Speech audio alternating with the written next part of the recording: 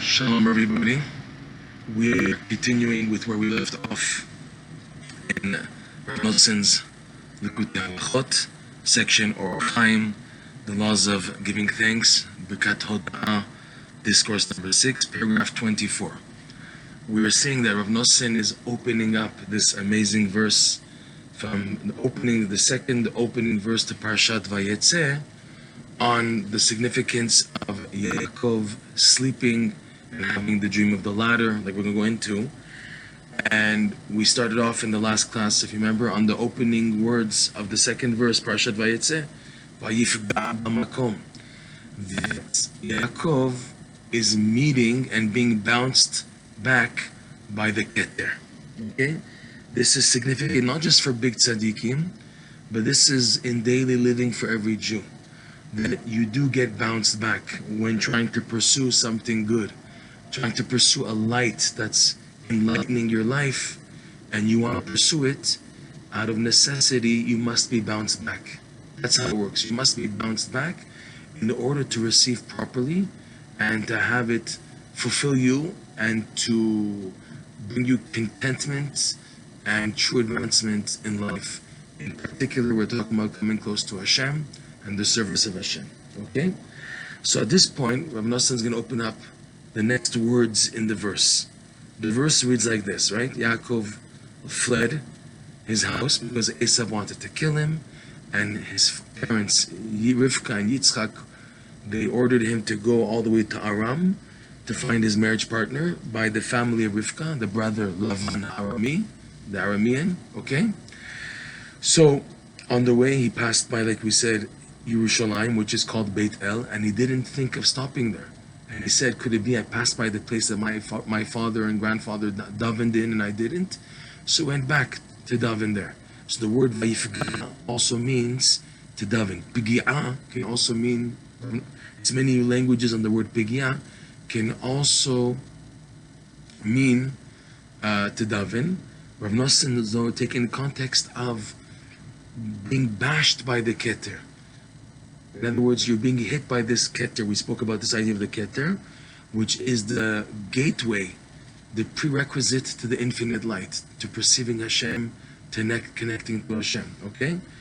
And it's amazing that the word for being bounced, pigi'ah, and the word for davening is also pigi'ah, because it's coming to show you that when you are being bounced back, the greatest weapon you have still, the consolation that you can use while being bounced back, is davening.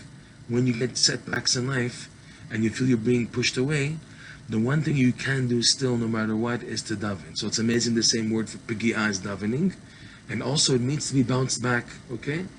Just on the side, the Shla Kadosh, Reb Noson likes quoting the Shla, this famous quotation of the Shla Kadosh.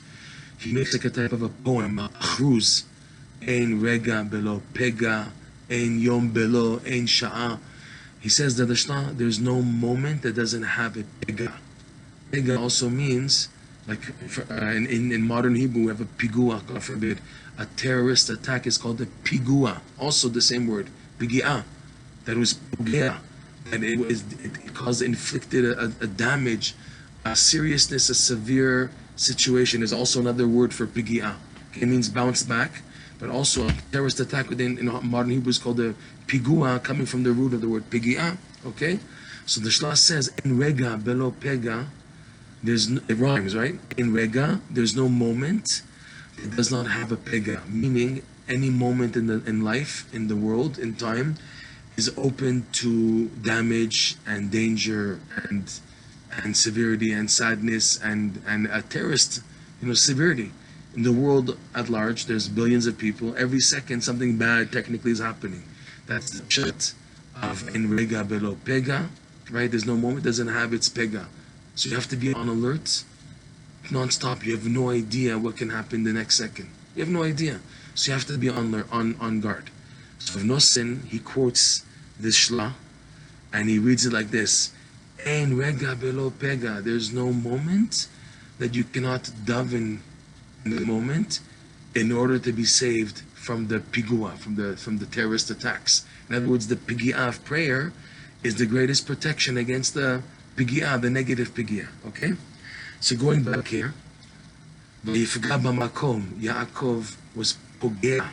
He met with the makom, which Reb Noson interpreted as meaning that he got bounced back by the makom. The place we saw Reb Noson interprets is referring to the keter, which is the gateway to Hashem, the gateway to the infinite light. Okay? So the next words in the verse, it says, Vayalen sham kiva shemesh. So he met this place, he was bounced back in this place, meaning in our context, Reb Noson's interpreting it based on Likutey Moharan lesson 24. That Yaakov also representing every Jew when he's on a roll, when things are going amazing in Torah and davening and there's simcha in life. So then you reach a point where boom, right? Boom. I'm just reminded of the videos they show now of the people who were taken captive or killed. So they show, like at least in Israeli media, you know, there was a couple and they were loving and they were so happy, and also the kids in that concert, they were having a good time, everything was fine, and then oops, boom. This parallels how it is in life, on your life level, on a yearly level, on a monthly level, on a weekly level, on a daily level, and even possibly an hourly level. Things go amazing and smooth, and then boom, you're also hit. You get hit. Everybody gets hit. Rabbeinu Tam in his book Sefer HaYashar, he writes everybody gets hit in life. Some people in the beginning of life, some people in the middle age, some people at the end of their life, but eventually everybody gets hit. The thing is what you do when you get hit. That's the thing, how you manage it, okay? So it's a message in life that everybody has a vayifga b'makom. Things are going amazing and smoothly. I don't know what happened. How could Hashem have done this to me? Hashem did this to you because this is the preparation for your next growth level. You get hit back, you get a setback, and it's a preparation for the next level depending how you take it. In our context, pigi'at davening. If you manage to keep on davening, keep on praying, and don't break from the piguim that you're going through in life, the pega, and you daven instead, okay? So when you had the vayifga b'makom, you're doing the right thing. You're holding on, and you're taking the setback as with emunah, which we're going to go into, hopefully. And that's the way to bypass the difficulty to absorb the rationale of the setback that doesn't make sense. What's happened? It's like pulling the carpet from under a rug under the person's feet, and he falls. Everything was going amazing. What happened? This is the test. So again, vayifga b'makom. Yaakov was going so advancing. And in this case, for example, he's on his way to find his marriage partners, Rachel and Leah. He's on his way for his next level, to start the Jewish people, to start the Jewish nation. So vayifga b'makom.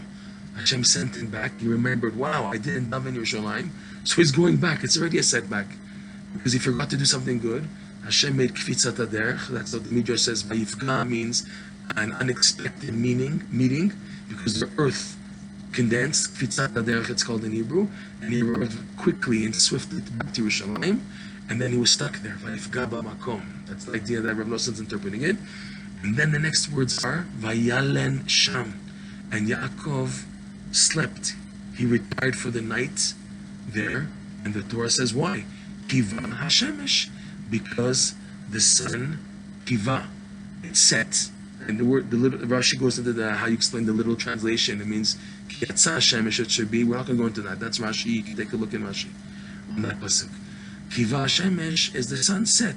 Rashi says though, the sun set earlier than it was supposed to, in order that you should sleep and have the dream and everything. So Hashem made it quickly that the sun set earlier than its usual time. So because it's set and nighttime is the time to sleep, so Yaakov said it's nighttime, you can't travel at night, it's dangerous. So he decided to go to sleep. So Vayalen sham, and the reason kiva hashemesh. So now Noson's going to open up these words now. Vayalen sham kiva hashemesh. Reb Noson says like this. And again, paragraph 24, Likutey Halakhot, Birkat Hoda'ah. Vayalen sham kiva hashemesh, like we said, and Yaakov slept there because the sun set. The sun has come, meaning it's set. So Reb Noson says like this: Bi'at hashemesh ze bechinat histalkut umeniot haor. It's unbelievable the precision in Reb Noson's wording here. When we say the terminology that the sun has set, it's not just, it's like figurative, it's also on the representation of the term. That when we say for a person his sun has set, that means there's no more light in his life. The light has been taken away. So Biat Hashem, Reb Noson says, this is the idea of the histalkut, the taking off, umeniot, and the prevention, the obstacle of having light in life. We said in previous classes, light, or Aleph Vav Resh, has the same gematria as 207. Right? 207 is or, Aleph 1, Vav 6, Resh 200, 207. That's exactly the gematria, numerical value of Ein Sof, the infinite light. Because any light any human being experiences in this world of darkness, this world is called a concealment. If you feel light in this world, you should know it's coming from the infinite light. And it's that light that keeps you going in life. However, the test is when they take away the light, they do it purposely from heaven to test you and prepare you for the next level, to see if you're willing to run and able to run without that light. So he's saying, Biat Hashemesh means that the light has been taken away. There's a prevention of that light. What keeps me going in life is light, and light. I have a goal, and that goal is giving me light and experience and motivation. And then they take it away. So he's saying the Ba Shemesh means that the light was taken away.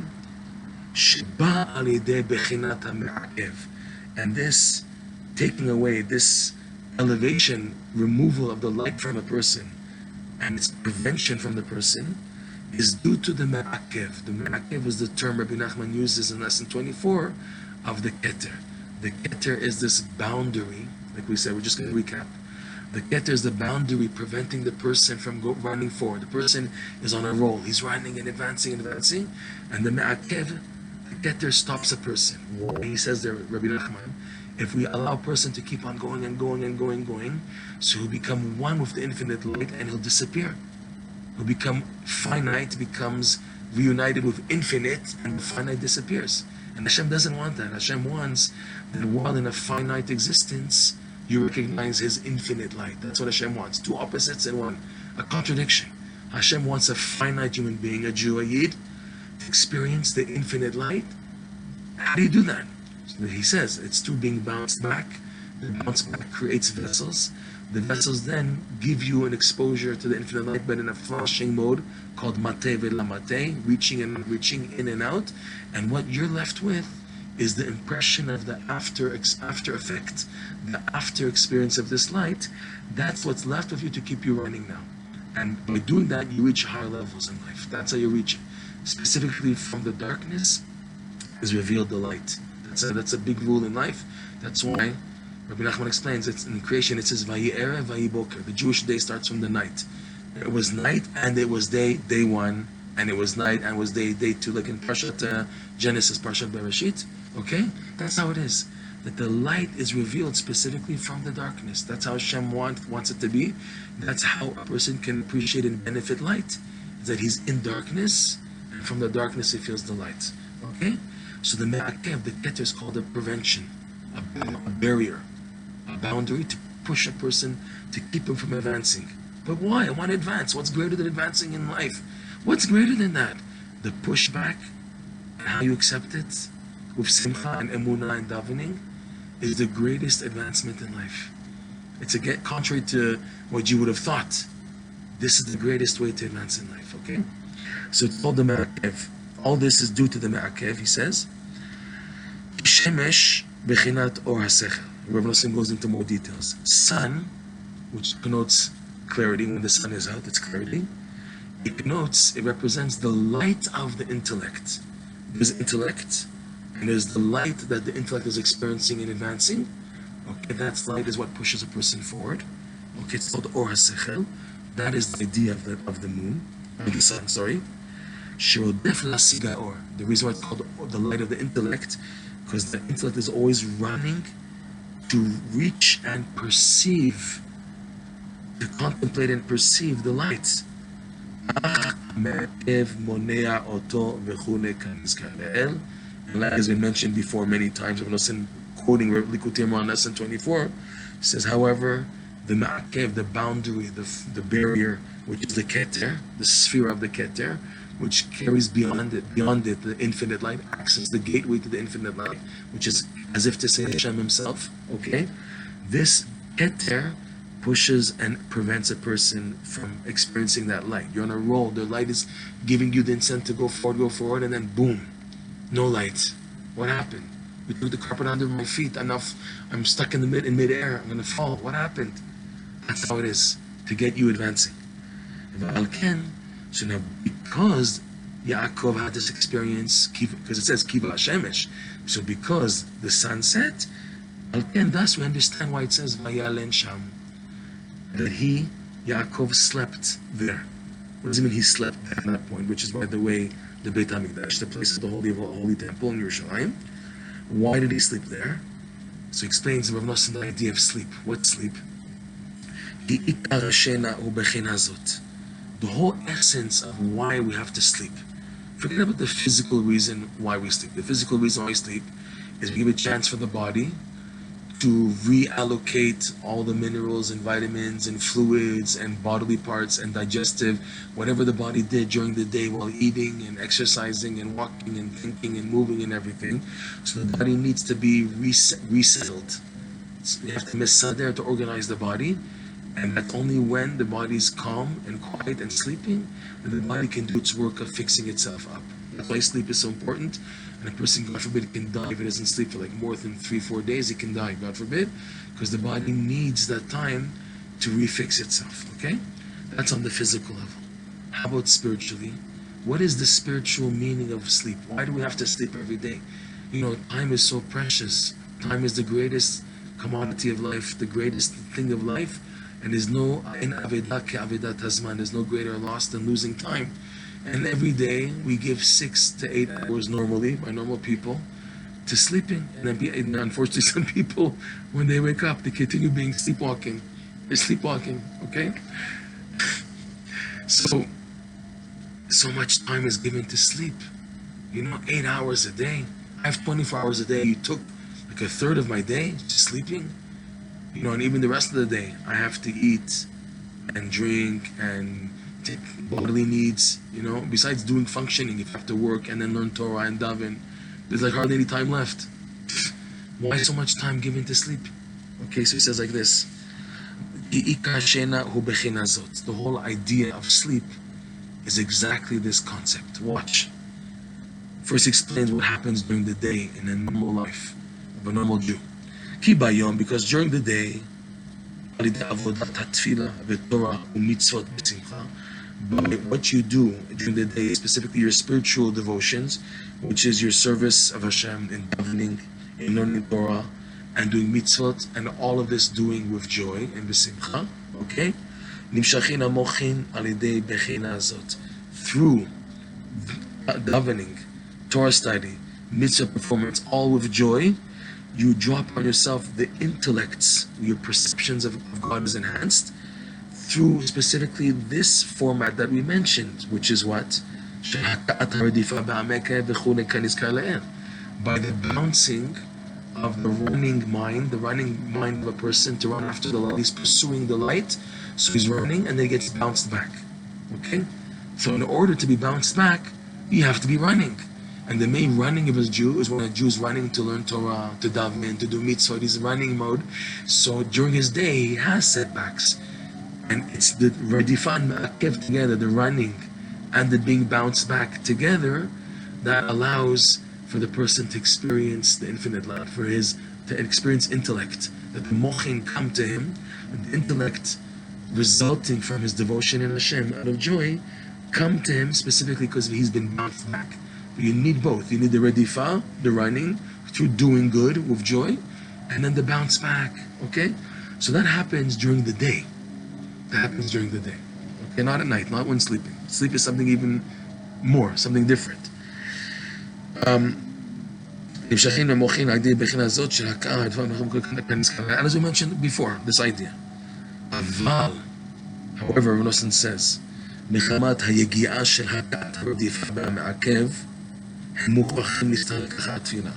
however, due to the burden, the toil of going through this, toil of the hitting and bouncing, of the running of the mind, the intellect, the pursuing of the mind, and the bouncing back. So what happens is the intellect that a person is trying to perceive and is reaching is temporary. They have to, out of necessity, already take off away from a person after davening. Rabbi Nachman explains, and the Arizal explains, what happens when you're davening, especially the morning prayers. It's an ascent from level to level until you reach the pinnacle, which is the Shmoneh Esrei, and the highest part of the Shmoneh Esrei is the last blessing, Sim Shalom, where it's the ultimate unification. A person becomes exposed to the infinite light, and then right after that, boom, there's Tachanun, you're bounced right back, boom, all the way, and then you come back up and you go down, descend slowly, Ashrei, Uva Litzion, that's the end part of the davening. And then you're left with something. You're left with an impression of your davening, and this applies to every type of davening. Even if your davening was like no concentration, no nothing, every person's davening accomplishes something, whether he knows about it or not, whether he davened properly or not. The fact that he just did the minimum of saying the words, okay, even if he tried to concentrate, it didn't work at all, that goes a long way. That accomplishes major rectifications in all the worlds, and especially your unique davening of this year, 2023, this type of davening, this day, this person, this combination never existed, and it causes a new rectification at the level that you davened. Even if it was just schleppy and sloppy and out of it, it accomplished something. However, you're left with something, whether you know about it or not, whether you're aware about it or not aware, you're left with something by Aleinu L'Shabeach, but after Aleinu it takes off. And you're left with a very minimal impression of the intellect that you gained. Even though you didn't know about it, the impression, so that takes off. What you didn't know about it takes off from you, and the impression is left with you. And you still don't even know about that, but it's left with you to let you go about your day. The good that you have during the day is especially due to your davening in the morning. That's why we daven before everything. Before Shacharit, before any work and everything, Torah study, prayer in the morning is the priority. It's the first thing. Reb Noson stressed, that's why a person shouldn't waste time in the morning. You should daven as early as possible, because davening is so great, you have no idea if you have the chance, the opportunity to daven afterwards. Okay, fine. So going on,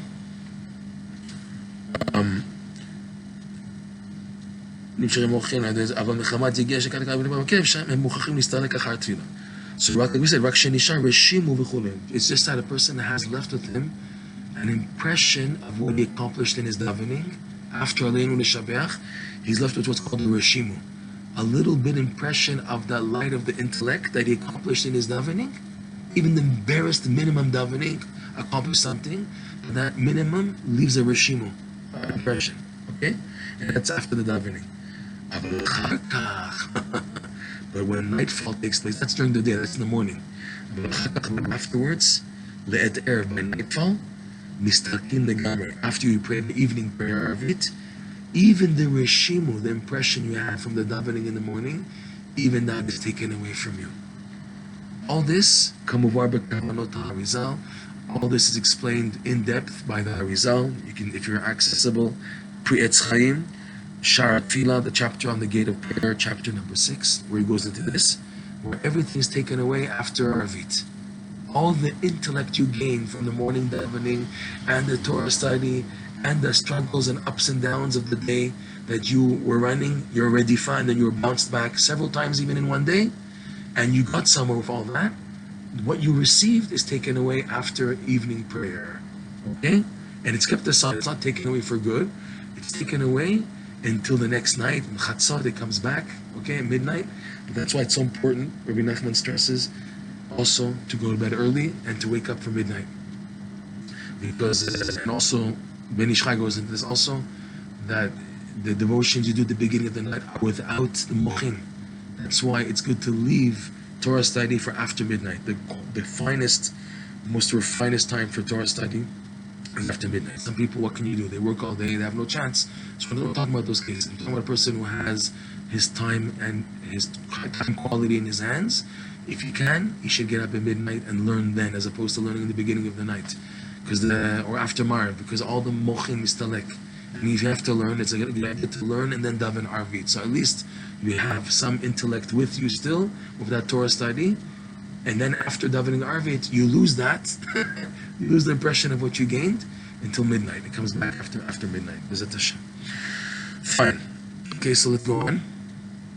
נשארנו בוחרים על ידי בחינה הזאת של הכת רב המעכב, אבל מחמת הגיעה של הכת רב המעכב, הם בוחרים להסתלק אחר תפילה, רק שנשאר רשימו, okay, like I said all this, וזה בחינה. So now, based on this, you can understand why it says about Yaakov Avinu, and he slept there.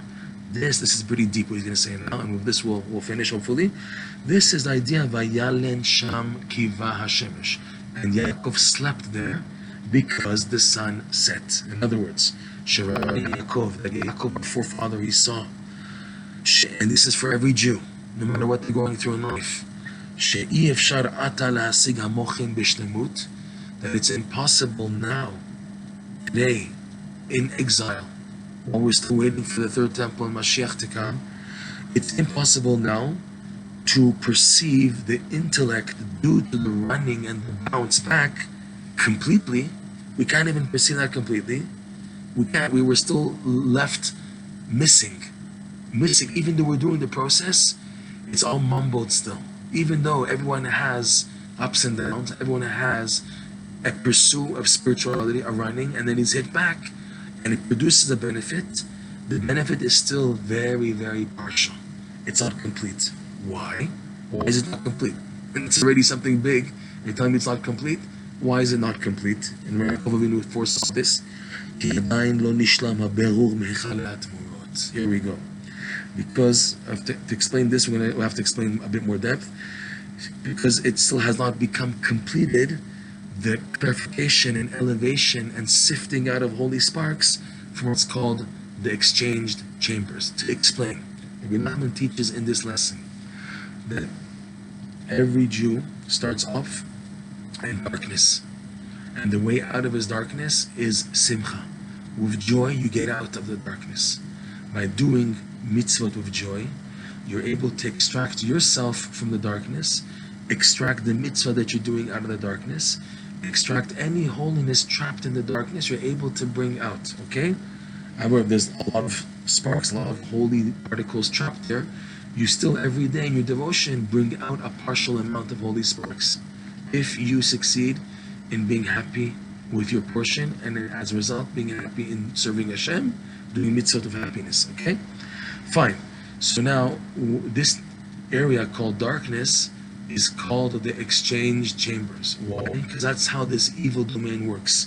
It tries to fool you and convincing that darkness and sadness and depression is the real reality, that suffering in life and negativity and all the bad things, that's the real truth, that's the real reality, and there's nothing you can do about it.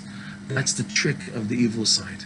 The real reality is that good has the upper hand, light has the upper hand, joy, holiness, purity, that has the upper hand. But in exile, where we're in the seat of the exchange chambers, everything seems mixed up. Our goal is to not fall into the trap, to make a stand. I am not going to fall into this, I'm not going to get sucked into this test. I am going to stand up and do what I have to do b'simcha, because the only way for me out, the only way out is being happy, okay? So when you're happy in serving Hashem, you actually pull yourself out and the mitzvah and holiness trapped out of this exchange chambers. So now going back, Yaakov Avinu saw that it's such a long way through exile, almost 6,000 years, until finally we can totally extract all the holy sparks from the exchange chambers.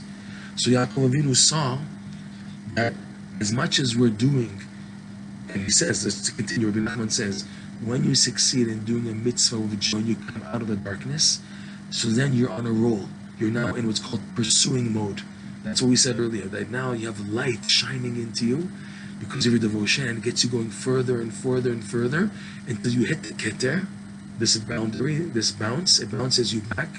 You accept it properly, which is with emunah and davening and simcha, and that allows you to build vessels to perceive the infinite light in a reaching and non-reaching format, okay?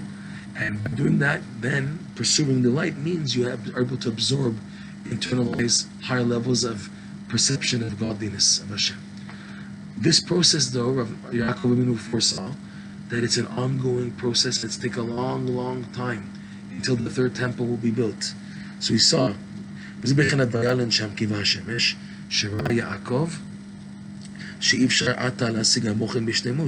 it's impossible to perceive the intellect fully. Like we said,